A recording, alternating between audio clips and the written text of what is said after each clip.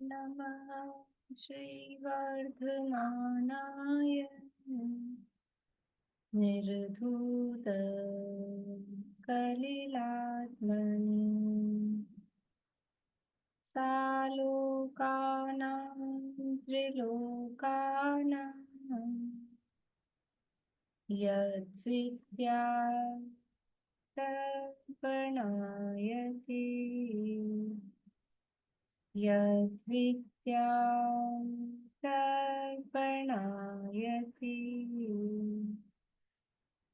सकल पाप मल प्रक्षालक श्री वर्धमान को करूं नमन लोकालोक प्रकाशित करें जिनकी विद्या है दर्पण जिनकी विद्या है दर्पण।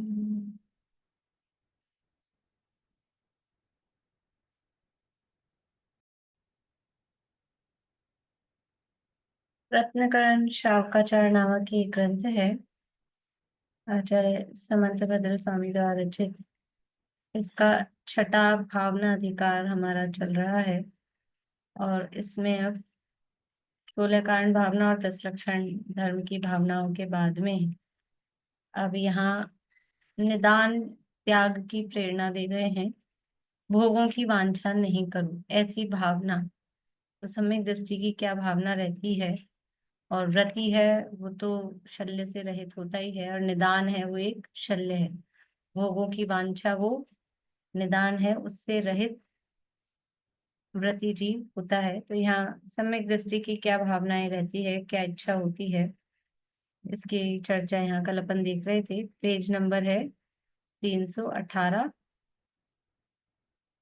रत्नकरण शावकाचार में। पढ़ते हैं यहाँ से। कल यहाँ कहा था, गाथा दी थी भगवती आराधना की, कि सम्यक दृष्टि को तो ऐसी इच्छा होती है। कैसी इच्छा होती है? दुख क्षय कम्मक क्षय समाहि मरणम च बोहि लाहोय एयम पथ्येयवम न पथनीयम तवो अन्य। बस यही प्रार्थनीय है, यही उसको वांछा है, अन्य कुछ किसी भी चीज की वांछा नहीं है। क्या वांछा है? कि संसार के जन्म मरण के दुखों का अंत हो, कर्मों का अंत हो, उनका नाश हो, समाधि मरण हो, मरण समय समता भाव रहे, जीवन भर समता भाव रहे, ये समाधि मरण हो, और बोधि की प्राप्ति अर्थात रत्नत्रय की प्राप्ति हो, ये उसको वांछा रहती है। इसको प्रशस्त निदान के रूप में हमने देखा था।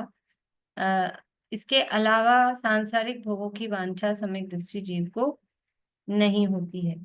फिर यहाँ कल एक उदाहरण देके रूपक बना के बताया था कि संसार में कितना तो दुख है और कितना इंद्रिय सुख है। इस स्वयंभू रमण समुद्र के जल बराबर तो दुख है, और एक बाल की नोक पर जितना जल लगता है उसके अनंतवे भाग उतना सुख है। तो वास्तव में संसार में मतलब क्या निकला कि संसार में सुख है ही नहीं। जो भी संयोग आदि का हमको सुख लग रहा है वो वास्तव में सुख है नहीं, और संयोग में यदि सुख मानते हैं तो उससे अनंत गुणा दुख उसके वियोग में होता है। क्योंकि ये निश्चित है कि जिसका संयोग हुआ है उसका नियम से वियोग होता ही होता है। कोई संयोग सदा बने हुए नहीं रहते। तो जो संयोग में जितना अधिक प्रसन्न हो रहा है, इसका मतलब है कि वो उसके वियोग में उतना ही अधिक दुखी होने वाला है। देखिए यहाँ आगे से पढ़ते हैं। जैसे मिला 318 पेज पे लास्ट पैरा है। जैसे शहद से लिपटी तलवार की धार को जो जिह्वा से चाटता है, उसे जितनी देर का स्पर्श है उतनी देर मिठास का सुख होता है, किंतु जिह्वा कटकर गिर जाने से उसका महा दुख बहुत समय तक होता है। उसी प्रकार विषयों के संयोगों का सुख जानना। कि कोई तलवार पर शहद शहद समझ लो, कोई भी मीठी मिठाई लगी हुई है, अब उसको चाटने के लिए तलवार की धार पर, तलवार के ऐसे इस साइड नहीं, उसकी धार पर जो मिठास लगी हुई है उसको जो चाट रहा है, कि इतनी सी भी हम क्यों वेस्ट करें, उसको भी चाटें। तो उसको जो चाट रहा है तो वो जितनी देर उसको मिठास का सूप हो रहा है कितनी देर है, और फिर वो जिह्वा कट जाएगी। और फिर उससे जो वो जो कट जाएगी ना, मान लो कट के अलग भी नहीं हुई, लेकिन ऐसे ही कट लग गया, तो वो कट लग गया, वो दुख कितने देर का रहेगा? ये जो सुख मिला है उस मिठास का, वो कितना सा है, 1 सेकंड, 2 सेकंड, 5 सेकंड, इतनी सी देर का वो सुख है। और वो जो घाव हो जाएगा जीभ पर, वो घाव कितने टाइम चलेगा? कि वो पता ही नहीं, 5-10 दिन, 15 दिन, 20 दिन, डिपेंड करता है कितना गहरा हो गया, उतने टाइम तक वो तकलीफ देने वाला है। वो बात यहाँ कह रहे हैं कि वो जो जिह्वा और अगर ज्यादा इस तरह से चाटा और जीभ भी कट के अलग हो गई, तो वो जो महादुख है वो बहुत समय तक होता है। इसी प्रकार ये विषयों के संयोग का सुख भी ऐसा ही है कि वो जो संयोग हुआ और उससे जो थोड़ा सुख लग रहा है वो बहुत क्षणिक है, लेकिन उसके बाद जो तकलीफ होती है वो बहुत लंबे समय तक होती है। जैसे किम्पाक फल देखने में सुंदर है, खाने में मीठा है, किंतु पश्चात प्राणों का नाश कर देता है। जहर मिला लड्डू खाने में तो मीठा है, किंतु बाद में पचने पर महा दुख देकर प्राणों का नाश करता है। उसी प्रकार भोग जन सुख जानना। किम्पाक फल वही जहरीला फल होता है, देखने में अच्छा लगता है लेकिन और मीठा भी होता है, लेकिन वो खाने पर प्राणों का नाश कर देता है, जहरीला है। और इसी तरह से कोई जहर मिला लड्डू है तो खाते समय तो मीठा लग रहा है, लेकिन जैसे ही वो पेट में जाता है तो फिर क्या होता है, वो प्राणों का नाश कर देता है। उसी प्रकार ये इंद्रियों के विषय भोग, इंद्रिय के भोग मधुर विष सम, ये मीठे जहर के समान है। भोगने में तो अच्छे लगते हैं, लेकिन उनको भोगने का फल क्या है? फल यह है कि जीव के प्राणों का नाश, अर्थात अ, जीव जीव न रहकर वो चतुर्गति में परिभ्रमण रूप, ये शरीर रूप हो जाता है। अमूर्तिक न रहकर शरीर के माध्यम से मूर्तिक कहलाने लगता है। जीव का घात होता है, अनंत संसार में भटकना होता है। जैसे किसी पुरुष के पास बहुत धन है, किंतु वह उस अधिक धन के बदले में थोड़ा धन लेना चाहता है, तो थोड़ा धन मिल जाता है। इसमें क्या दिक्कत है? कोई ऐसा कहे, ऐसा ऑफर दे, कोई ऐसा ऑफर दे कि मेरे पास 1 लाख रुपया है, मतलब समझ लो 1 लाख की गड्डी है, कि 1 लाख की गड्डी के बदले मुझे तो 50-50 के नोट चाहिए, 10-20। तो तुम तो चाहे 1 लाख की गड्डी ले लो, मेरे को तो ये 20 नोट 50 के चाहिए। तो कौन नहीं देगा? ले लो, आराम से मिल जाएंगे। अधिक धन है, अधिक धन के बदले में थोड़ा धन लेना चाहता है, तो मिल जाएगा, थोड़ा धन मिल जाएगा, उसमें क्या है, मिल सकता है। छोटे बच्चे होते हैं ना, तो उनको ये तो पता, मतलब समझ आता नहीं, आजकल तो सब समझदार हो गए। समझ लो अपने लोगों के बचपन की बात है, तो उस पे 100 लिखा है नोट पे कि 500 लिखा है, ये तो समझ आता नहीं था। हमको तो वो दिखती थी कि हमको एक नोट मिला है कि इसको 4 नोट मिले। अब किसी को 10-10 के 4 नोट मिले हो और खुद को 100 का एक ही नोट मिला हो, तो ऐसे लगता है अपने को कम मिला है, इसको ज्यादा मिला है, क्योंकि तुम मेरा एक ले ले और मुझे तो 4 दे दे। तो क्यों नहीं देगा? जो समझदार होगा वो खुशी खुशी देगा कि 100 का एक नोट मिल रहा है, 10-10 के 4 जाएंगे, 60 रुपए का फायदा हो रहा है, क्या दिक्कत है? तो ऐसा है ये कि बहुत धन है, वो अधिक धन के बदले में थोड़ा धन लेना चाहता है, तो मिल जाता है उसको। किंतु यदि उसके पास थोड़ा धन है, किसी के पास 10-10 के 4 नोट हो, और उसके बदले में वो कहे कि मुझे 100 रुपए दे दो, कौन देगा? समझदार तो कोई नहीं देगा। ये ऐसे कैसे दे देंगे? पूरे लाओ, 10 नोट लाओ तो 100 के बदले 100 मिलेंगे। यदि उसके पास थोड़ा धन हो, उसके बदले में वह अधिक धन लेना चाहे, तो नहीं मिलता है। उसी प्रकार जिसने स्वर्ग की बहुत संपदा प्राप्त करने योग्य पुण्यबंध किया हो, बाद में निदान कर ले, यानी थोड़ा धन मांग ले, तो उसे वहां पर राज्य संपदा मिल जाती है, व्यंतर आदि देवों में उत्पन्न हो जाता है। कल भी बात चली थी, शायद शाम की क्लास में या दिन में, उदाहरण दिया था ऑटो वाले का, दिन में ही दिया था शायद। तो अगर वो अ, ज्यादा उसको मिलना है और उसके बदले में वो कहे कि मुझे तो इतना ही दे दो, कोई व्यक्ति दिन भर काम करे, दिन भर मजदूरी करे, और फिर बाद में मान लो ऐसे ही बुला लेते ना, किसी को जरूरत है काम की, बुला लिया पकड़ के कि आ जाओ भाई काम कर ले, और फिर शाम से वो उससे पूछे भी तो क्या लेगा, कि साहब 2 बीड़ी। पूरा दिन भर काम किया और वो कहे 2 बीड़ी दे दो बस, बहुत है मुझे तो फिर क्या है कि कौन नहीं देगा? ले ले, कि दिन भर काम किया था, 1000 रुपए मिलने चाहिए थे, और तूने 5-10 रुपए की 2 बीड़ी मांग ली और उसी में तेरा काम हो गया। ऐसा है कि जिससे स्वर्ग की बहुत संपदा प्राप्त करने योग्य पुण्य किया था, लेकिन बाद में निदान कर ले कि थोड़ी छोटी मोटी, बताया था कल कि वो कोई वैभव देख ले, विद्याधर का देख ले, किसी व्यंतरादि का, भवनवासी का देख ले कि मुझे ऐसा मिले। तो कहाँ तो कोई 16वें स्वर्ग में होने वाला था और उसने ऐसा मांग लिया, तो ठीक है, व्यंतरों में हो जाएगा, थोड़ी बहुत राज्य संपदा मिल जाती है। निदान छल।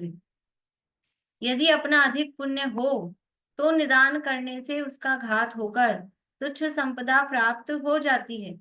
पश्चात संसार में परिभ्रमण करना ही निदान का फल है। फल क्या है निदान का? ये निदान का फल ये नहीं कि अच्छी बात है निदान कर लो तो जो चाहते हैं वो मांगे वो मिल जाता है, तो ये तो अच्छी बात है ना। मतलब कभी कभी ऐसा लगता है कि निदान को खराब क्यों कहते हैं। जो हमने वांछा की, हमने भोगों की वांछा की और भोग मिल गए तो अच्छी बात है, ये तो इसमें खराब क्या है? ये खराब इसलिए है कि इसका जो फल है वो बाद में ये है कि संसार में परिभ्रमण ही मिलने वाला है। जो उच्चता वाली थी, और उच्चता मिलने पर परिणाम भी उस हिसाब से उच्च रहते हैं। थोड़ा निमित्त नैमित्तिक संबंध समझ लो कि देवगति से मरकर कौन से देव एक इंद्रिय में उत्पन्न हो जाते हैं, या कौन से देव एक इंद्रिय में उत्पन्न हो सकते हैं? देवगति से च्युत होकर कौन से देव एक इंद्रिय में उत्पन्न हो सकते हैं?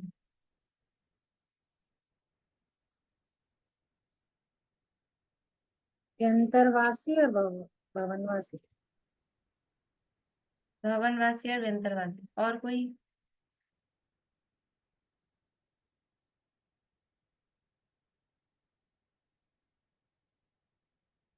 क्या बात है, 2-3 लोगों के हाथ उठ रहे हैं।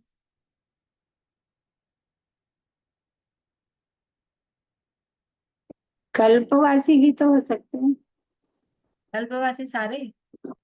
नहीं, कोई भी मतलब जो जैसे मिथ्या दृष्टि, सम्यक दृष्टि नहीं।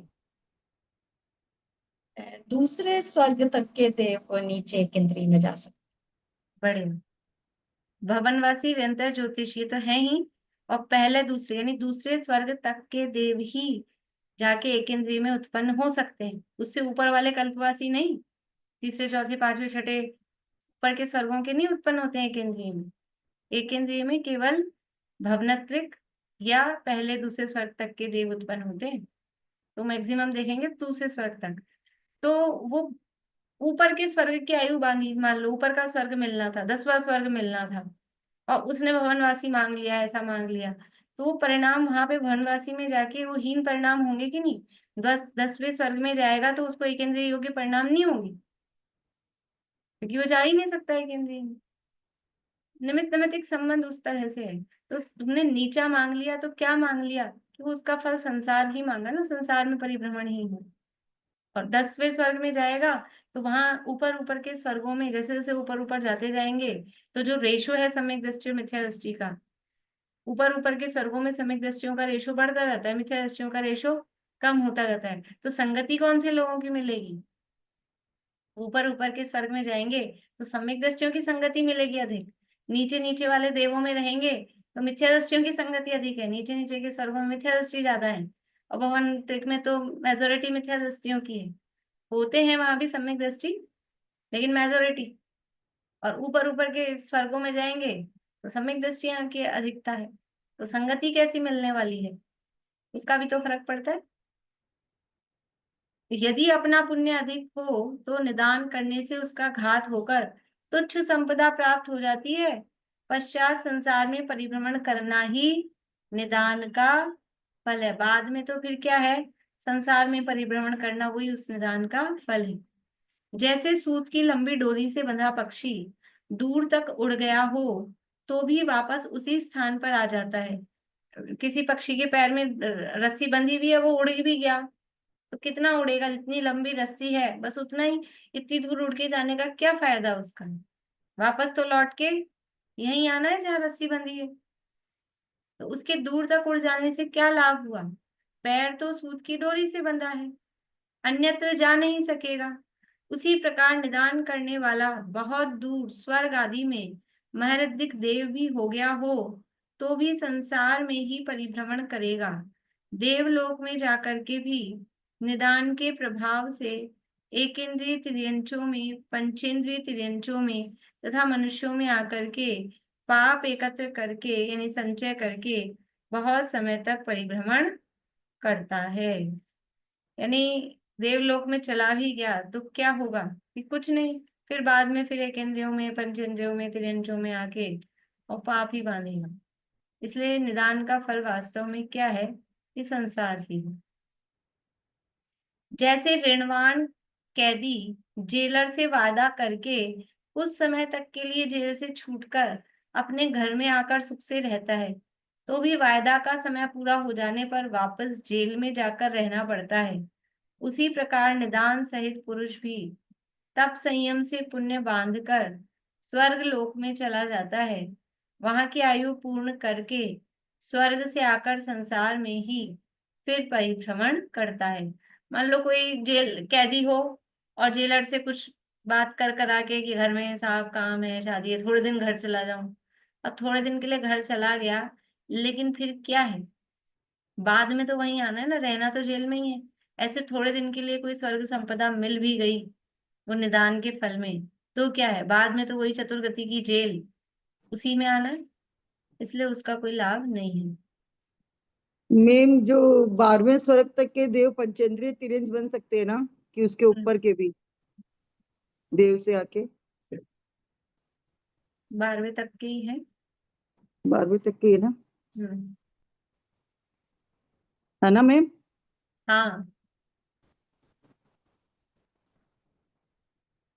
नहीं, तिर्यंच जन्म तो ले सकते हैं 16वें तक, लेकिन वहां से आकर तिर्यंच कौन बनेगा, तो वो 12वें तक। 12वें तक से आके 13वें से आएंगे तो मनुष्य बनेंगे, ऐसा।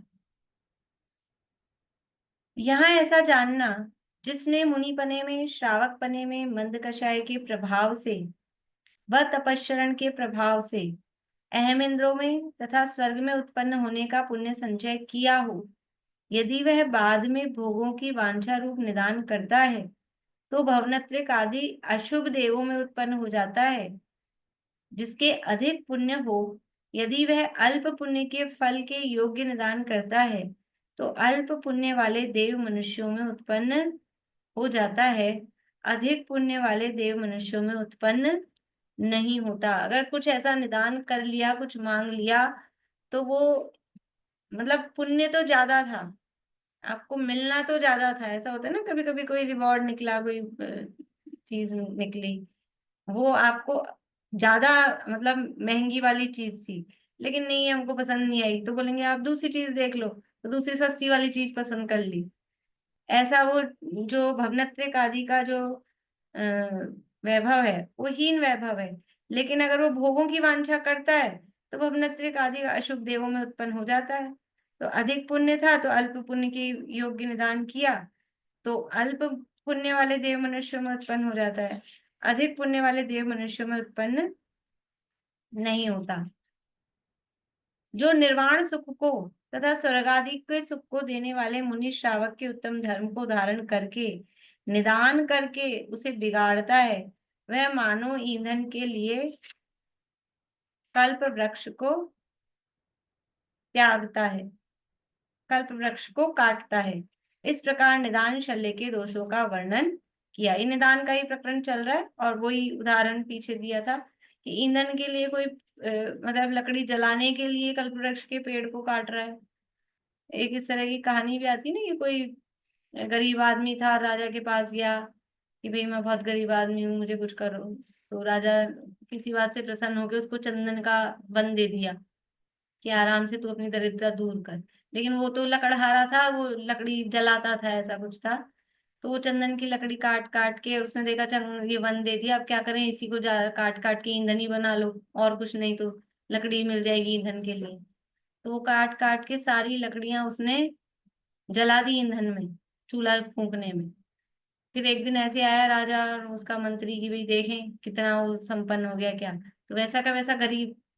तो देखा तो सारा जंगल काट दिया तुमने और एक वृक्ष बचा था।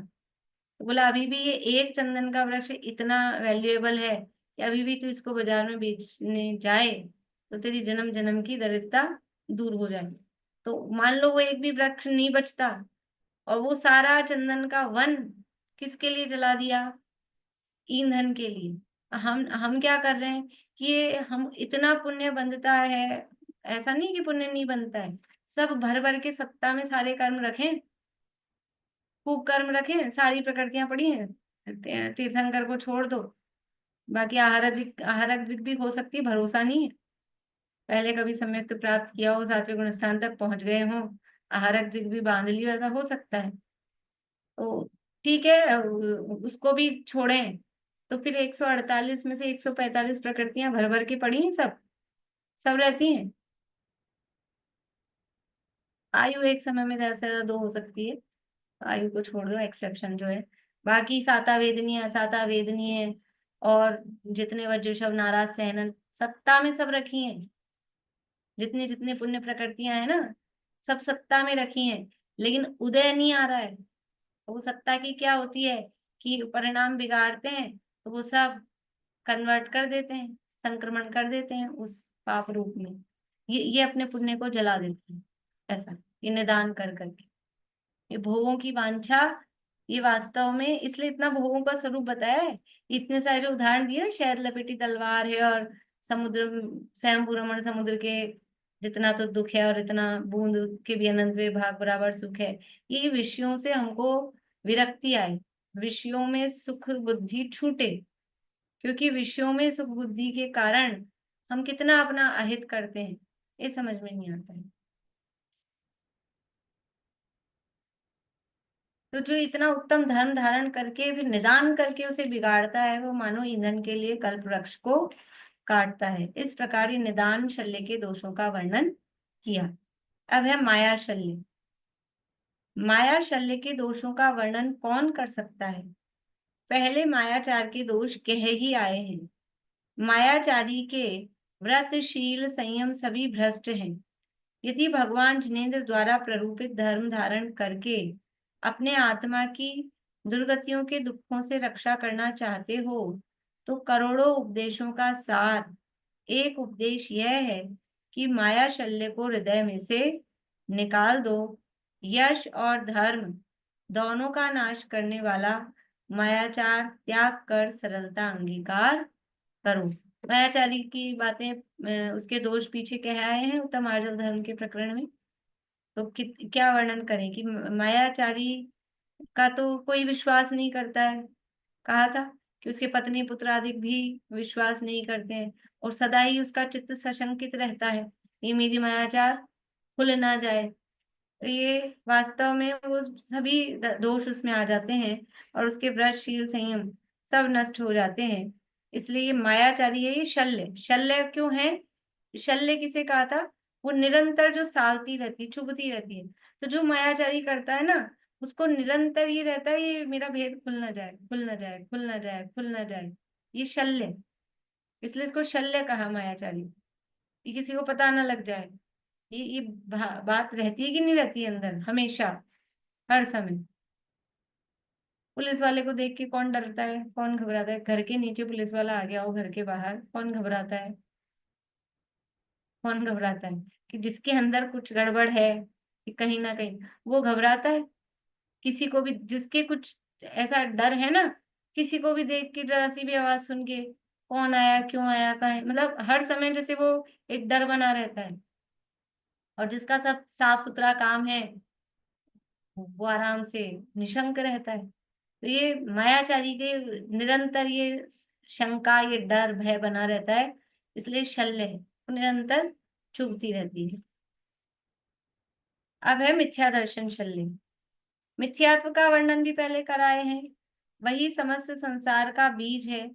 मिथ्यात्व के प्रभाव से अनंतानंत परिवर्तन किए हैं। कौन से परिवर्तन किए हैं? कौन से परिवर्तन किए हैं? कि वो जो पंच परिवर्तन है, वास्तव में शब्द है, अपन परावर्तन बोलते हैं, पर गाथाओं में मूल शब्द परिवर्तन ही मिलता है। या तो 5 प्रकार का संसार वर्ड मिलेगा, पंच भी हो संसारो, या फिर परिवर्तन वर्ड मिलता है। तो ये 5 प्रकार के परिवर्तन अनंत किए हैं। अनंत द्रव्य परिवर्तन, अनंत क्षेत्र परिवर्तन, अनंत काल परिवर्तन, अनंत भाव परिवर्तन और अनंत भाव परिवर्तन। तो ऐसे अनंत अनंत परिवर्तन कैसे किए हैं? कि मिथ्यात्व के प्रभाव से। मिथ्यात्व का जहर उगले बिना सत्य धर्म प्रवेश ही नहीं करता है। अतः मिथ्यात्व शल्य को शीघ्र ही त्यागो। माया, मिथ्यात्व, निदान, इन तीनों शल्यों का अभाव हुए बिना मुनि श्रावक का धर्म कभी नहीं हो सकता है। निदान निशल्य ही व्रति होता है। यानी शॉर्ट में कह दिया, मिथ्यात्व और मायाचारी की बात पहले कर आए हैं, शुरू में भी मिथ्यात्व के त्याग की प्रेरणा दिए हैं, इसलिए उसको डिटेल में नहीं कहा। लेकिन ये मिथ्यात्व भी क्या है? ये विपरीत मान्यता, ये निरंतर जीव को पिंच करती रहती है।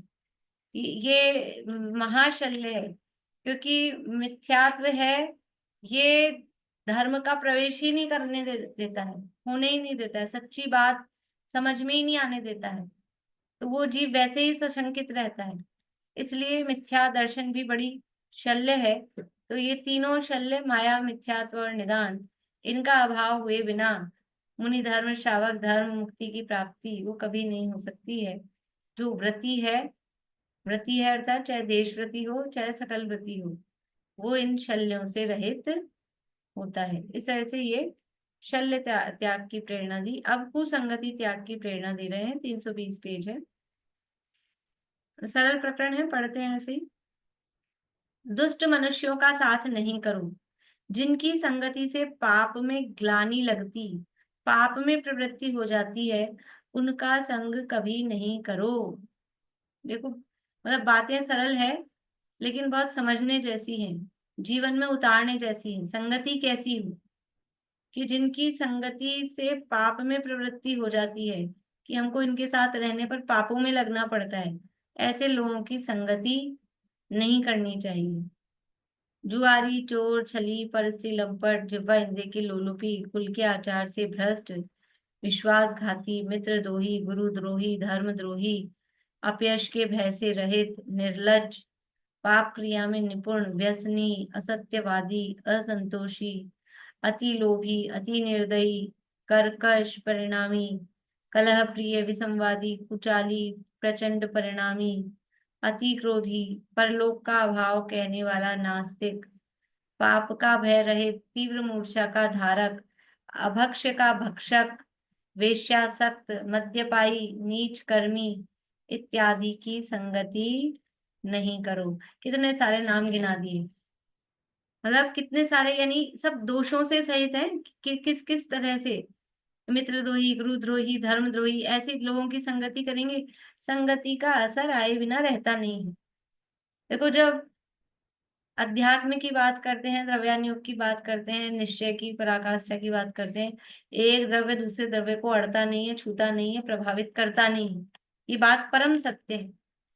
लेकिन फिर भी ये बात भी सत्य है कि निमित्त नैमित्तिक संबंध बहुत घने घने हैं, और जब तक वो अंदर में परिपक्वता नहीं आती है, तब तक वो, अगर अंदर उपादान में बिगड़ने की योग्यता है, उपादान में बिगड़ने की योग्यता है, तो वो जो खोटी संगति है, वो खोटी संगति बिगड़ने में निमित्त बन जाती है। यदि हम पूर्ण वीतरागी हो गए हैं, भगवान बन गए हैं, फिर कहीं भी रहो, किसी के भी बीच में रहो, कोई फर्क नहीं पड़ता है। लेकिन अंदर राग द्वेष मौजूद हैं, तो उपादान में योग्यता है, तो फिर अगर ऐसी संगति मिलती है तो वो उस रूप में वो परिणमन हो जाता है।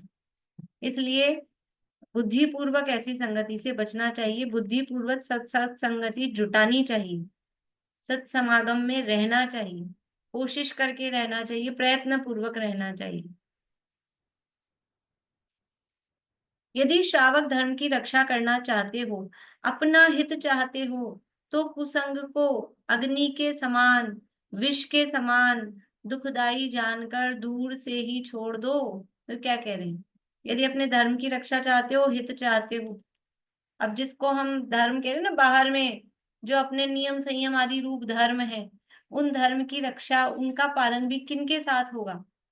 देखो, कहीं यात्रा जाना हो, घूमने फिरने जाना हो, तो ऐसे लोगों की, मान लो एक ऐसे लोगों की बस जा रही है जो सोशल ग्रुप टाइप नहीं होते ऐसे, मतलब केवल घूमने फिरने के शौकीन है। अब एक कोई इस तरह का व्यक्ति जो कुछ नियम संयम वाला है वो उनके साथ चला जाए। अब वो लोग तो जहाँ बस रुकेगी कहीं भी होटल में के बाहर कहीं भी मिडवे पे, वो वहां खाएंगे पिएंगे करेंगे। अब आपका क्या होगा कि नहीं निभ पाएगा। और फिर कोई ऐसे होंगे तो दो चार फोर्स कर करके अभी तो चलता है, ये तो अच्छा है, ये तो शुद्ध है, ये तो अच्छा है, जैन है, ऐसा है वैसा है, कुछ भी कह के वो करा देंगे।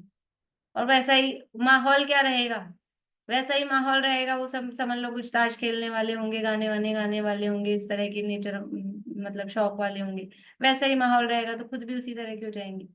तो ये अपना धर्म भी नहीं निभेगा। तो घूमना फिरना है तो कैसे लोगों के साथ जाएं कि जैसा जो और अगर त्यागी वृत्तियों के साथ चले गए, उनकी संगति में रहे, तो आपके ज्यादा नियम नहीं भी हों तो पता लगा कि उनके तो ऐसे नियम वाले हैं, तो उनका भोजन इस तरह का हो रहा है, और वो तो खुद के भी परिणाम वैसे हो जाते हैं, खुद भी उसी तरह का करने लगते हैं। तो ये संगति का असर होता है। तो अपने धर्म की रक्षा करना चाहते हैं, अपना हित चाहते हैं, तो कुसंग को दूर से ही छोड़ो। कैसे छोड़ें कि जैसे अग्नि कहीं दिख रही हो तो दूर से ही भागते हैं, तपत लगती है उसकी। और विष पता लगे इसमें जहर है, डाउट भी हो जाए ना किसी चीज में कि इसमें शायद जहर डला है, फिर दूर से फेंको, इसको हटाओ, हाथ ही नहीं लगाना। ऐसा जैसे का संसर्ग करोगे उससे ही प्रीति हो जाएगी। कि जैसे लोगों के साथ रहने लगते हैं वो अच्छा लगने लगता है। तो ये एक नियम है। मतलब अ, अ, किसी के साथ रहने लग जाओ मतलब तो वो बुराई भी अच्छाई लगने लग जाती है, बुराई बुराई नहीं लगती है। साथ रहते रहते रहते रहते उसके हैबिचुअल हम हो जाते हैं, तो वो अच्छा लगने लग जाता है। कभी कोई चीज ऐसी होती है अपने को पसंद नहीं आती, बच्चों को होता है ये नहीं भा रहा वो नहीं भा रहा पसंद नहीं आ रहा, और फिर क्या होता है, एक बार जबरदस्ती खिला देते हैं, फिर दोबारा खिलाते हैं, फिर खाते खाते क्या होता है, वो अच्छा लगने लग जाता है, अब पसंद आने लग गया। ऐसा ही वो संगति शुरू में तो पसंद नहीं आती है, लेकिन फिर उनके साथ रह के उनमें दोष ही नहीं, मतलब बुराई नहीं दिखती, समझ ही नहीं आता है गलत है, वो अच्छा लगने लग जाता है। तो जैसे का संसर्ग करोगे उससे ही प्रीति हो जाएगी, जिसमें प्रीति हो जाएगी उसका ही विश्वास होगा, विश्वास हो जाने से उस जैसा बनने का भाव होता है। क्योंकि जिसके साथ रहते हैं, संसर्ग करोगे मतलब जिसके साथ रहते हैं उससे प्रीति हो जाती है, प्रीति हो जाती है तो उसमें प्रतीति, विश्वास है नहीं, उसमें प्रतीति हो जाती है, फिर उसमें विश्वास जमता है, और विश्वास जमता है तो फिर अपने भी भाव होते हैं, अपन भी ऐसा ही बनो, और वैसा बनने के भाव हो जाते हैं। इसलिए जैसी संगति करोगे वैसे हो जाओगे। और एक नियम और ऐसा है कि जो मतलब सज्जन कहो या जो अच्छा है, वो अपना प्रभाव इतना जल्दी नहीं डाल पाता है, लेकिन अगर कोई जो बुराई है वो बहुत जल्दी प्रभाव डालती है। जो वो समझ लो कहानी है, एक एप्पल रख दी वो टोकरी में, सारी एप्पल अच्छी थी, मान लो एक टोकरी में 12 एप्पल है, तो 11 बिल्कुल सही है, और केवल एक एप्पल सड़ा हुआ है। लेकिन एक एप्पल सड़ा हुआ है तो वो बाकी 11 पे अपना प्रभाव डालता है, 11 एप्पल मिलके उस एक को प्रभावित नहीं कर पाते हैं कि वो 11 तो अच्छी थी तो इसको सुधार दें, कि वो ऐसा ही, मतलब प्रकृति का स्वरूप ही ऐसा है, वो बुराई बहुत जल्दी प्रभाव डालती है। इसलिए अगर वो दुर्जनों के साथ रहेंगे, खोटे संगति में रहेंगे, तो फिर उसमें प्रीति होती है, विश्वास होता है, और फिर वैसा ही बन जाते हैं। जब अचेतन मिट्टी भी संसर्ग से सुगंध में या दुर्गंध में हो जाती है, तब चेतन मनुष्य संगति से दूसरों के गुण रूप या दुर्गुण रूप कैसे नहीं परिणमेगा। मतलब अभी ये निमित्त नैमित्तिक संबंध की प्रधानता से कथन जानना, अभी वो मैंने कहा ही था अभी कि एक द्रव्य दूसरे द्रव्य का कुछ नहीं करता है, वो बात परम सत्य है, लेकिन अभी उसको अलग रखना। अभी यहाँ निमित्त नैमित्तिक संबंध की व्यवहार की प्रधानता से कथन चल रहा है, और व्यवहार में ऐसा होता देखा जाता है। तो जब जड़ अचेतन भी ऐसे होते हैं कि एक दूसरे के ऐसा होता है कि किसी डब्बी में अपन ने हींग रखा हो, तो वो डब्बी में क्या होता है, उस हींग की वो आ जाती, कितना है उसको धो मांजो, और फिर उस डब्बी में कुछ और अच्छी चीज सुगंधित वस्तु आप रख दो, तो वो सुगंधित वस्तु भी क्या होती है, वो हींग की उसमें वो आ जाती है। तो जब जड़ चेतन में ऐसा हो जाता है, तो फिर चेतन मनुष्य संगति से दूसरों के गुण रूप या दुर्गुण रूप कैसे नहीं परिणमेगा, होता है। ये भी ऐसा असर भी होता है। अपन लोग, मतलब ये तो दुनिया में अपन लोग क्या चाहते हैं, हमारे बच्चे स्कूल में पढ़ते हैं तो किन लोगों की संगति में रहे, कैसे उनके फ्रेंड्स से, ध्यान रखते हैं कि नहीं ध्यान रखते हैं? क्यों, क्या दिक्कत है उसमें? कि संगति का असर पड़ता है, प्रभाव पड़ता है। हमारे अड़ोस पड़ोस कैसा है, या उठना बैठना मिलना जुलना किन लोगों के साथ में, उसका प्रभाव पड़ता है। जो जैसे की मित्रता करता है वह उस जैसा ही हो जाता है। दुर्जन की संगति करने से सज्जन भी अपनी सज्जनता छोड़कर दुर्जन हो जाते हैं। एक उदाहरण और ऐसा था, बहुत समझ लो धूल हो, धूल ज्यादा हो, गुड़ तो होता है अच्छा मीठा, और धूल है गंदगी, वो बेकार है। लेकिन वो धूल ज्यादा हो और उस धूल पे गुड़ गिरे तो क्या होता है, अच्छा गुड़ भी, वो भी वेस्ट हो जाता है, बेकार हो जाता है। वो संगति किसकी की, खोटे चीज की। तो दुर्जन की संगति करने से सज्जन भी अपनी सज्जनता छोड़कर दुर्जन हो जाते हैं। जैसे शीतल जल भी अग्नि की संगति करने से अपना शीतल स्वभाव छोड़कर तप्त पने को प्राप्त हो जाता है। अब जल तो शीतल है, लेकिन संगति किसकी की, अग्नि की संगति की, तो खुद वो भी कैसा हो जाता है, गर्म हो जाता है। उत्तम पुरुष भी अधम पुरुष की संगति पाकर अधमता को प्राप्त हो जाता है।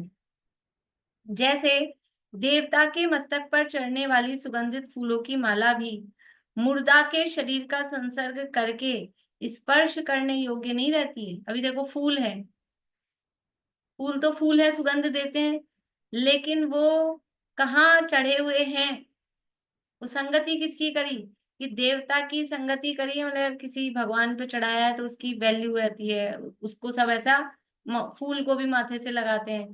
और मुर्दे पे चढ़ा दिया वो फूल तो अब उसका स्पर्श भी नहीं करना चाहते हैं, उसके स्पर्श से भी फिर वो फूल भी स्पर्श हो जाए तो स्नान करना पड़े, ऐसा है। तो वो भी समझ लो दुर्जनता को प्राप्त हो जाता है। जैसे देवता के मस्तक पर चढ़ने वाली सुगंधित फूलों की माला भी मुर्दा के शरीर का संसर्ग करके स्पर्श करने योग्य नहीं रहती है, दुष्टों की संगति से त्यागी संयमी पुरुषों में भी दोष सहित होने की शंका की जाती है। अगर कोई त्यागी संयमी है और उसके पास कोई चोर उचक्का बदमाश आता जाता हो, तो क्या लगता है कि ये इतना बड़ा नामी चोर उचक्का और ये साधु महात्मा के पास आता जाता है, कुछ ना कुछ चक्कर है, उनमें भी डाउट हो जाता है। जैसे कलाल यानी शराब बेचने बनाने वाला, उसके हाथ में दूध का घड़ा होने पर भी उसमें मदिरा होने की ही शंका उत्पन्न होती है। कोई शराब की दुकान पे कोई बार में बैठकर और शरबत पी रहा हो, दूध पी रहा हो, तो भी क्या लगेगा, क्या समझेंगे कि बैठा कहाँ है, वो शंका यही होगी ना, शराब पी रहा है। ऐसे ही कोई जो शराबी आदमी है उसके हाथ में दूध की बोतल हो, लेकिन देखते ही क्या सा लगेगा कि अरे शराब ही होगी, तो है ही आदमी शराबी। तो उसके हाथ में दूध का घड़ा होने पर भी उसमें मदिरा होने की ही शंका उत्पन्न होती है। तथा कलाल के घर में दुग्धपान करता हुआ ब्राह्मण भी लोगों को मदिरा पान की शंका उत्पन्न कराता है। कलाल के घर में वही मतलब बार में बैठा है, जहाँ बार तो समझ में आता है ना, जहाँ शराब वराब पी जाती है, ऐसा। तो वहां पे अगर कोई दूध भी पी रहा है तो भी लगता क्या है कि ये शराब ही पी रहा है, तो मतलब वो संगति से वो भी बुराई को ही प्राप्त होता है, उसके भी गुण हीनता को प्राप्त हो जाते हैं। लोग तो दूसरे के छिद्र देखने वाले हैं, दूसरों के दोष कहने में आसक्त हैं। यदि तुम दुष्टों की दुराचारियों की संगति करोगे तो तुम लोगों में निंदा को प्राप्त होकर धर्म का अपवाद यानी निंदा करवाओगे, इसलिए कुसंगति नहीं करो। ये लोग तो जरा सी छिद्रान्वेषित, जरा सी कहीं लूपोल मिल जाए लोगों को तो बस उनको तो ये चाहिए, फिर वो अपयश करते हैं, बदनामी करते हैं। और यदि किसी के साथ धर्म का ठप्पा लगा हुआ है कि व्यक्ति धार्मिक है और उसमें कहीं कोई लूपहोल मिल जाए, तो फिर तो दुनिया को और समझ लो मजा आता है। तो तुम अगर ऐसी संगति करोगे धार्मिक कहलाकर, तो वो धर्म की निंदा होगी, ये कह रहे हैं कि लोग तो छिद्र देखने वाले हैं, दोष कहने में आ सकते हैं। यदि दुष्टों की, दुराचारियों की संगति यदि हम करेंगे, तो लोगों में निंदा को प्राप्त होकर धर्म का अपवाद कराएंगे। इसलिए कुसंगति नहीं करो। इसलिए भी धर्म की रक्षा के लिए ही सही, धर्म के नाम बदनाम ना हो इसलिए ही सही, कुसंगति नहीं करो। खोटे मनुष्यों की संगति से निर्दोष मनुष्य भी दोष सहित मिथ्या मार्गी शीघ्र हो जाते हैं। मिथ्यात्व तथा कषायों का परिचय तो अनादिकाल का है, किंतु वीतराग भाव तो अभी महाकष्ट से उत्पन्न हुआ है। कुसंग पाकर तो वह क्षण मात्र में चला जाएगा। कह रहे हैं कि अनादिकाल से मिथ्यात्व कषाय हैं, कि वीतराग भाव अभी अभी तो उत्पन्न हुआ है। तो यदि हम कुसंगति करेंगे तो अभी वो इतना पक्का नहीं हुआ है, मजबूत नहीं हुआ है। अनादि के संस्कार किसके हैं? अनादि के संस्कार तो मिथ्यात्व और कषायों के ही थे। अभी अभी नया नया समझ लो ये कुछ हमने मिथ्यात्व के संस्कार ढीले किए और फिर से वापस वो कुसंगति में की पड़े, तो वो संस्कार जो पुराने थे वो फिर से उठ खड़े होंगे। ये तो अभी कच्चे हैं ना, ये तो अभी पक्के नहीं है। तो ये कच्चे संस्कार जल्दी टूट जाएंगे। इसलिए अपने ये जो नए संस्कार हमने डाले हैं उसके सपोर्ट के लिए वो जब तक मजबूत ना हो जाए तब तक कुसंगति का त्याग मस्ट है, जरूरी है। बुद्धिपूर्वक, प्रयत्न पूर्वक, पुरुषार्थ पूर्वक, कोशिश पूर्वक, अपनी ताकत लगाकर कुसंगति का त्याग करना। कुसंगति का त्याग करना, ये त्याग की अपेक्षा से कह रहे हैं, और पॉजिटिव वे में कहेंगे तो सत्संगति में रहना, सज्जनों की संगति में रहना, त्यागी व्रती स्वाध्यायियों की संगति में रहना, जिन धर्मियों की, साधर्मियों की संगति में रहना। हमारी संगति कैसी हो, हमारा उठना बैठना मिलना जुलना किन लोगों में हो। ये कषाय तो है, राग भी हैं, पर उन राग की पूर्ति के लिए किन लोगों की संगति में रहें। घूमना फिरना है, एंजॉय करना है थोड़ा, नहीं सबकी कोई ऐसा नहीं होता कि सभी माता जी बन जाएंगे कि मुनि बन जाएंगे, ऐसा हो जाएंगे, ऐसा नहीं होता है। कोई समझ लो खाने पीने के, घूमने फिरने के, उठने बैठने के, नाचने गाने के भी हो सकते हैं, अंदर से शौक आते हों। तो अपने साधर्मियों में ही, अपने धार्मिक समझ लो कार्यक्रम में ही, उसी में करना, उसी में एंजॉय करना, वो बचे रहेंगे। और अब शौक अंदर से हैं, वो राग गए नहीं, अब यहाँ तो कुछ होता नहीं है, तो फिर कुछ इधर उधर ज्वाइन किया, तो फिर क्या होगा? फिर ये जो ये भी नए नए डाले थे ना, ये छूट जाते हैं। ऐसा होता है, बहुत से लोग ऐसे देखने में आते हैं कि जैसे तैसे कुछ इधर आए, लेकिन अब उनको शौक, इसीलिए तो ये इन चीजों को भी क्यों प्रमोट करते हैं कि समझ लो ये नाटक है, यद्यपि कोई बहुत ज्यादा उससे मतलब उसमें आरंभ ज्यादा होता है, राग रंग ज्यादा होता है, लाभ बहुत कम होता है, लेकिन फिर भी इस तरह की रुचि वाले लोग भी होते हैं ना, जिनको राग रंग और वही चाहिए, तो वो इधर बने रहे, वो दूसरी साइड नहीं जाए, अन्य विषयों में नहीं जाए। तो इसलिए भी नाटक है, नृत्य गीत है, भजन आदि है, कुछ विधान आदि है, या कोई गेम आदि है, वो भी उनके लिए कार्यकारी है, वो भी चलते हैं, किए जाते हैं, कराए जाते हैं। अभी जैसे अब गर्मियां आ रही हैं तो बच्चों के शिविर लगेंगे अलग अलग, तो और जगह जो बच्चों के समर कैंप जो होते हैं लौकिक, उनमें जो जो एक्टिविटीज और जो होती है, तो बच्चों को तो वहां रस आता है। तो भी यहाँ बच्चे अपने इधर ही जुड़े रहें, उधर ना जाएं, तो यहाँ एक्टिविटी कराते हैं, यहाँ कुछ कराते हैं, जैसे तैसे, भले ही कभी कभी तो ज्यादा उसका कुछ अर्थ ना भी हो, लेकिन फिर भी अपने में जुड़े रहें। खेलना है, कूदना है, मस्ती करना है, तो भी वो अपने में ही जुड़े हैं। ये बुद्धिपूर्वक ऐसा प्रयास किया जाता है। इसलिए जो भी चल रहे हैं ना, जो भी आयोजन होते हैं कुछ भी, तो सर्वथा ही निरर्थक हो ऐसा नहीं है। सब तरह के कषाय परिणाम वाले जीव होते हैं, सब तरह के लेवल वाले जीव होते हैं। तो आप अपने को लगता है अरे इसमें क्या है, तो अपने को नहीं जमता है, अपने को राग रंग ज्यादा लगता है, तो अपन अपने टाइप की देख लो, लेकिन जिनको राग रंग चाहिए उनके लिए वो भी कार्यकारी है, और उसके कारण वो उसमें लगे रहते हैं, बने रहते हैं ऐसा। तो मिथ्यार्थ तथा कषायों का परिचय तो अनादिकाल का है, किंतु वीतराग भाव तो अभी महाकष्ट से उत्पन्न हुआ है। कुसंग पाकर वह क्षण मात्र में चला जाएगा। अनादिकाल का मोह कर्म बड़ा प्रबल है। इसके उदय से जीव बिना सिखाए स्वयं विषय कषायों में प्रवर्तता है। ये इतना मतलब सिखानी पड़ती, ये मिथ्यात्व का प्रभाव इतना है, विषय कषाय किसी को सिखाने नहीं पड़ते। वीतरागता सिखा सिखा के भी सीख नहीं पा रहे हैं, राग में ही भागता है। और विषय कषाय बच्चा पैदा होता नहीं है छोटा सा, और आप मोबाइल चलाना कौन सिखाता है? हम तो सीख सीख के भी नहीं सीख पाते, भूल जाते हैं। और वो जरा सा इतना सा बच्चा सब सीख जाता है, कुछ नहीं, कौन सा बटन क्या दबाना है, क्या करना है, सब सब आ जाता है। एक अक्षर पढ़ा लिखा नहीं है, भी स्कूल जाना, अच्छे से बोलना आ नहीं रहा, चलना खड़ा होना आ नहीं रहा, और सब कंप्यूटर में दबा देगा और मोबाइल में दबा देगा, क्या चलाना है सब निकाल लेता है। ये क्या है? ये अनादिकाल के संस्कार है ना मोह के, ये बिना सिखाए स्वयं विषय कषाय में प्रवर्तता है। फिर कुसंगति से तो हवा की संगति से अग्नि के समान अति प्रज्वलित हो जाता है।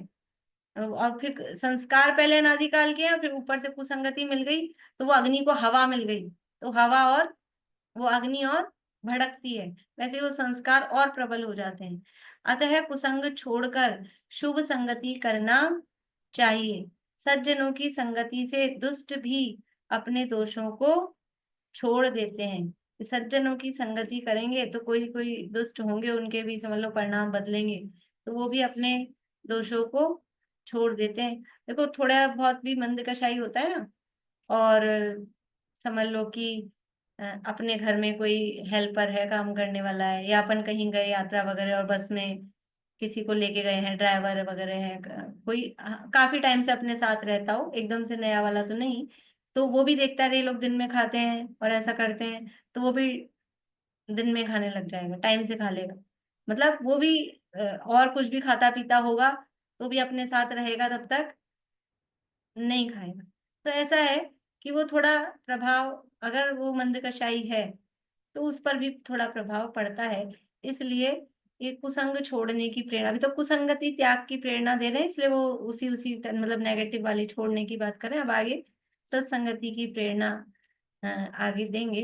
तो ये भी मतलब बहुत व्यवहारिक रूप में किस तरह से हम कैसे लोगों की संगति करें, किन लोगों के साथ रहें, कैसे लोगों के साथ रहें, क्या करें। तो पहले खुद निर्णय करें कि वास्तव में सच्चा धर्म का स्वरूप क्या है,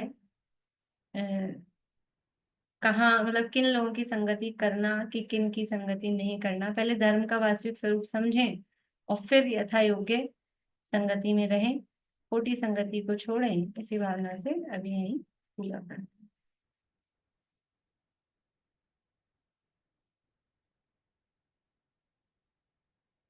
बोलिए कांता आंटी, क्या कह रही हैं?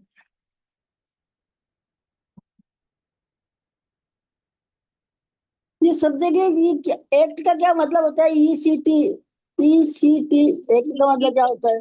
ईसीटी मतलब आदि, और इससे संबंधित और जो कोई बातें हैं एक्सेट्रा, अच्छा, ऐसा। जैसे लंबाई चौड़ाई लिख दी तो और भी उसमें कुछ है, ऊंचाई या विस्तार या कुछ, उसमें जो भी पढ़ाया था वो।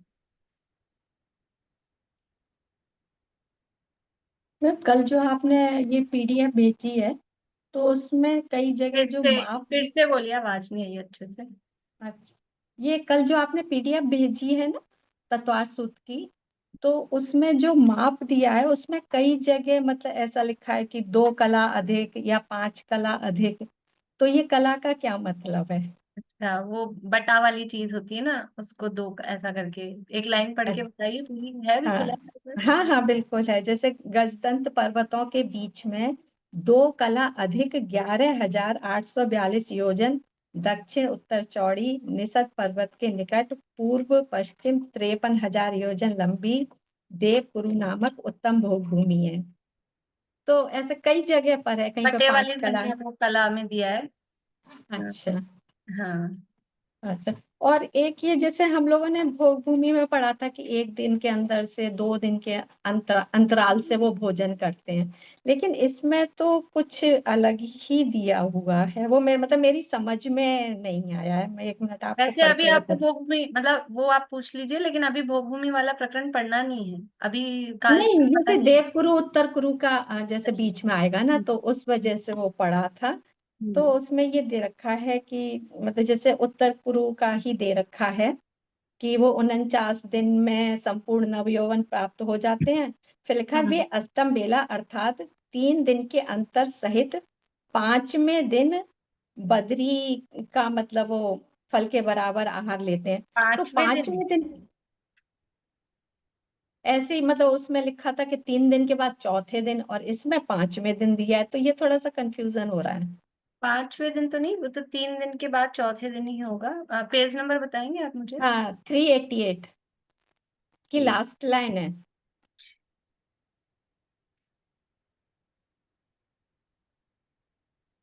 नहीं, पेज नंबर तो अलग आएगा। आप मुझे टॉपिक हेडिंग बताइए। एक सेकेंड। पश्चिम दिशा के अंत में स्थित विद्युत प्रभ गजदंत पर्वत। तो ये जो बुक में ही नंबर पड़ा है वो ही नंबर है, ये 388। पीडीएफ आपका का नंबर नहीं है पीडीएफ ये। का नहीं? नहीं। नहीं, जो आप अभी मुझे पीडीएफ मोबाइल में पीडीएफ खोल के ही नंबर बता रहे हैं ना? हाँ, लेकिन बुक वो में अलग पड़ा है। हुआ है। नहीं, वो अलग है। बुक वाली पीडीएफ में जो बुक दे रखी है उसका जो मेरे पास है उसमें अलग है, पश्चिम दिशा वाली। हाँ, ये पश्चिम दिशा के अंत में स्थित विद्युत प्रभ गजदंत पर्वत का मतलब देवकुरु की जो भोग भूमि है उसका पश्चिम दिशा का वर्णन है सारा।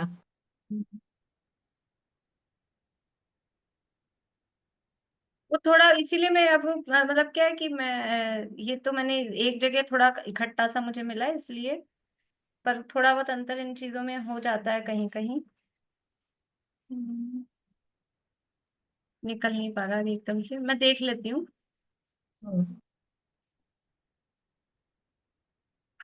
आप मुझे स्क्रीनशॉट भेज देना तो मैं व्हाट्सएप पे कर दूंगी आपको समाधान। ठीक ठीक है। बाकी अगर 5 दिन दे रखा है तो 5 दिन नहीं होगा, 3 दिन के बाद चौथे दिन ही होगा, इतना समझ लेना आप। ठीक है। मैम इतना डिटेल है ना, पढ़ाई कुछ भी नहीं हो पा रही है, तो आप या तो खाली बुक से ही कर दो ना, अगर आप पेपर नहीं बनाए हो तो। नहीं नहीं तो मैं तो तो एग्जाम ही नहीं दे पाऊंगी। बुक में तो इतना सही है, बुक में इतना है ही कहाँ। बहुत डिटेल, अगर थोड़ा सा पढ़ा तो बहुत नहीं, प्रॉब्लम वो भी हुई। वो जो मैंने आपको भेजा ना इसलिए उसमें डिटेल ज्यादा है, लेकिन आप लोग मतलब वो ध्यान रखिए कि अपन ने जैसे जैसा पढ़ा है ना इतना उस लिखवाया हिसाब से, आपको। क्योंकि अब मेरे पास नोट्स बने हुए नहीं है इसलिए मैंने वो पेज नंबर वहां से वहां तक एक्चुअली ऐसे। इतने वो क्लासेस भी पॉसिबल ही नहीं है सुनना, तो बहुत मतलब मेरे को तो बहुत खराब लग रहा है कि मैं एग्जाम दे पाऊंगी कि चार्ट नहीं दे पाऊंगी, ये तो भी मुझे चार्ट डाउट लग बनवा रहा है। रखा है एक इनका। एक तो मिनट। किताब से तो अगर किताब से याद नहीं करें तो चार्ट का तो पूरा बना हुआ है, वही याद काफी है। फिर जो से। आपने पढ़ाया है ना उसमें चार्ट बनवाया था आपने अच्छे से। हाँ तो वो मेरी तो किसी राइटिंग के अच्छी पास बना हो, है, आपके पास बना हुआ है? मेरी राइटिंग अच्छी है इसलिए मैंने भेजा नहीं कोई था। बात नहीं, एक बार भेज दीजिए, मैं देख लूँ। अगर मैं कोशिश करती हूँ दोबारा लिख के भेज दूं या तो। हाँ, एक बार तो जो है वही भेज दीजिए, फिर उसमें कुछ बिल्कुल। एडिशन अल्ट्रेशन करना होगा तो फिर मैं हाँ, आपको बता दूंगी। वो जो चार्ट था ना, वो भूमि ये वाले देव कुरु उत्तर कुरु और ये वाले। काल चक्र वाला चार्ट नहीं आएगा अभी, काल चक्र। काल चक्र का नहीं आएगा, अच्छा। तो हाँ, जो अभी ये तो काल चक्र वाला नहीं आएगा। लेकिन ये विदेश क्षेत्र और ये तो आएंगी ना कंचन, हाँ, ये वाले कांचनगिरी और ये जो है नहीं सब। उसमें ज्यादा लंबाई चौड़ाई ऐसे याद नहीं रखनी है कि हाँ, एक एक ऐसे क्षेत्र याद वगैरह की, नहीं। लेकिन भाई कितने कांचनगिरी हैं, कहाँ पर हैं वो लोकेशन, हाँ, वो और तो यमकगिरी कितने कहाँ है, पर्वत गिरिगिरी है ये। कहाँ है, और हाँ, कितने हैं वो। मैंने एक पेज की फोटो तो अलग से भेजी हुई है व्हाट्सएप पे मैं कि देख वो लेती हूँ और टोटल मैम लिख टोटल आपने संख्या उसमें दी है। मैम हाँ, आपने जो एक पेज भेजा ना, उसमें कितनी 300 कितनी नदियां हैं, वो समझ ही नहीं पाई कौन सी 300 कितनी नदियां हैं तो वो। अपन ने किया था, अब मैं इसीलिए तो मैं अभी दोबारा पढ़ाऊंगी तो सब तो भूल गए आप लोगों में, फिर से वही पढ़ाने बैठूंगी तो 1-2 महीने लग जाएंगे। आपने जो वो नदियों वाला खाली बता दो एक मैंने बार। सब किया था, मैंने आप लोगों को क्वेश्चन दिए थे और सब। आप क्लास बता दो तो क्लास सुन लूंगी मैं, वो वाली स्पेशल पर्टिकुलर क्लास वो अगर है सुन लूंगी मैं, देखते हैं, क्योंकि मैम बता तो हो ही नहीं पाएगा, देख पॉसिबल ही नहीं है मेरे लिए। बोलिए सुमन जी।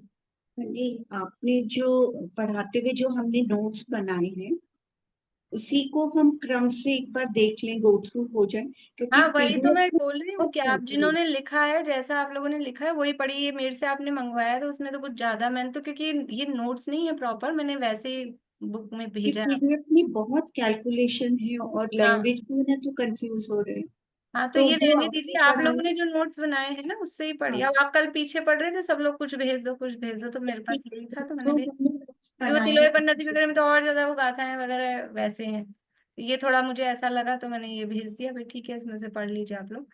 इसलिए मैं पढ़ाते समय भी बोलती थी भी लिख लीजिए, आप लोग लिख लीजिए। क्योंकि वो अब मैं क्या पढ़ाती हूँ तो मैं उस समय पहले नोट्स बना के रखूं फिर वैसा आपको पढ़ाऊँ, वो मैं पढ़ाते पढ़ाते पढ़ा दिया मैंने तो इससे। अब वो नोट्स बने हुए नहीं हैं उतने उस हिसाब से। ये तत्वार सूत्र की क्लासेस जो आपकी रिकॉर्डिंग है ना, वो द्रव्य संग्रह के उसमें है, द्रव्य संग्रह के उसमें रिकॉर्डिंग में तत्वार सूत्र की जो क्लासेस है ना, ये नदियों का और इसका नहीं नहीं, तत्व, अलग से। हाँ वो द्रव्य संग्रह में भी चला था ये विषय। द्रव्य हाँ, संग्रह में ये विषय पूरा आया था 35वीं गाथा में, उसमें भी है ये। पर तत्वार सूत्र की क्लास नहीं नजर आ रही रिकॉर्डिंग वाली हमें। मैं देखती हूँ, मैं देख के भेजती हूँ। हाँ, उसी जो क्लासेस है ना आपके तत्वार सूत्र की, वो जरा सा प्लीज इसमें भेज दीजिए ना। ये नहीं मैम, ये क्लासेस इस तत्वार सूत्र की इसी अध्याय में तो पढ़े हैं ना सब, वो ये तो 10 हाँ, जनवरी है ना, पढ़ा है आपने, लेकिन क्लासेस रिकॉर्डिंग वाली नहीं नजर आ रही। देखते ये हैं। ये इसमें 10 जनवरी के बाद जो है ना आपका जो भी पेपर आएगा 10 जनवरी के बाद वाली क्लासेस में है सारा। ठीक है, वो मैंने भी चालू किया था, मैंने देखिए ये क्लास। बता रहे हैं इन्होंने खुद ने मेहनत की है अभी हाँ इस साल 10 जनवरी के बाद से जो क्लासेस हैं, मैं एक हाँ, आध क्लास की लिंक भेजूंगी, उसके आगे की फिर आप लोग अपने आप देखना, सारी तो क्लासेस में नहीं भेज सकती हूँ। क्योंकि मैंने भी अटेंड नहीं करी थी तो मैंने बहुत पहले देखा, तो 10 जनवरी 9 जनवरी के बाद वाली क्लासेस में और है सारा। जिन्होंने भी जो नोट्स बना रखे हैं कुछ 8 10 15 पेज हों तो मुझे फोटो खींच के भेज दीजिए, तो मैं भेज दूंगी, तो आप लोग जो जितना कर पाए देख लीजिएगा। ठीक है? ठीक। मतलब बहुत ज्यादा डिटेल में पेपर नहीं आएगा, लेकिन मोटी मोटी चीजें कि संख्या कितने हैं, कैसे हैं, कहाँ हैं, थोड़ी बहुत लोकेशन, मतलब मैंने ये इसलिए मैंने आपको सिलेबस भेजा था कि उसकी लोकेशन देख लीजिए। अब जैसे 6 कुलाचल है तो उनकी तो वहीं दिए ग्रंथ में जो दिया है, उनकी लंबाई चौड़ाई ऊंचाई वो तो आएगी ही आएगी। 100 योजन ऊंचा है, 200 योजन ऊंचा है, 400 योजन ऊंचा है हिमवन महाहिमवन निषद, उतनी तो आएगी ही। अब अपन ने डिटेल में पढ़ी थी कि जम्बू द्वीप का क्षेत्रफल कितना है, उसकी जगती कितनी है, उसकी परिधि कितनी है, वो संख्या नहीं आएगी। वो जो उतनी डिटेल वाली संख्या नहीं आएगी, लेकिन अपन ने ये सब पढ़ा है तो वो एक बार रिवाइज तो हो जाए, ये उद्देश्य है कि एक बार वापस, इसलिए क्योंकि सब भूल गए हैं। अब सब भूल गए हैं, काफी दिन हो गए, अब जनवरी से कह रहे हैं तो अप्रैल हो गई, 4 महीने में तो 4 दिन में ही सब भूल जाते हैं। इसलिए एग्जाम का पर्पस यही है कि केवल आप लोग वो वापस से पढ़ लें, देख लें, डरने वाली बात नहीं है, घबराने वाली बात नहीं। नंबर 50 में से 10 आए इसकी चिंता नहीं है। मैं किसी के नंबर कॉमन भी नहीं करती हूँ कि किसके कितने आए, कोई कॉमन में भेजती नहीं हूँ मैं कि किसके कितने नंबर आए हैं। सबके अच्छे आए हैं, कि ऐसे 10 नंबर किसी के नहीं आए, सबके मैंने कहा 40 से ऊपर ही आए हैं। लेकिन फिर भी नंबरों पे मत जाइए आप लोग, तो बस वापस हम रिवाइज कर ले इतने दिन से। तो वो रिवाइज ये है कि आपका सेल्फ हो रहा है। अब मैं यहाँ पे फिर से वही चलाऊंगी तो फिर वही चलाना हुआ, वही बात हुई ना, इसलिए। चलिए, जिनवाणी स्थिति, शीला अभी कुछ बोल रहे हैं? भाभी, जुलाई 11 से मध्य लोक का वर्णन,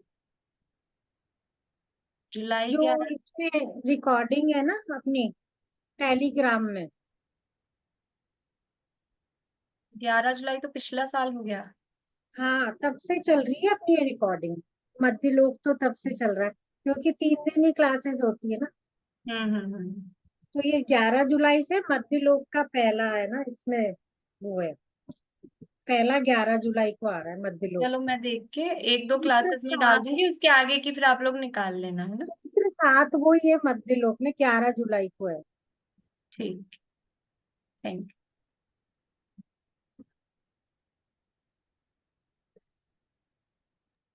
मैम नदियों वाला डाल दो आप तो एक, वो जो 303 कितनी नदियां है ना वो वाला डाल दो।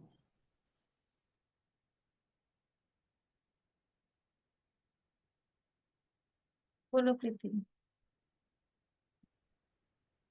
मेरे ग्रंथता की भावना अब हो सफल मेरी, बीते हो आराधना में हर घड़ी मेरी, करके विराधन तत्व का बहु दुख उठाया, आराधना का यह समय अति पुण्य से पाया, मिथ्या प्रपंचों में उलझ अब क्यों करूं देरी, मेरे ग्रंथता की भावना अब हो सफल मेरी, बीते अहो आराधना में हर घड़ी मेरी, हर घड़ी मेरी।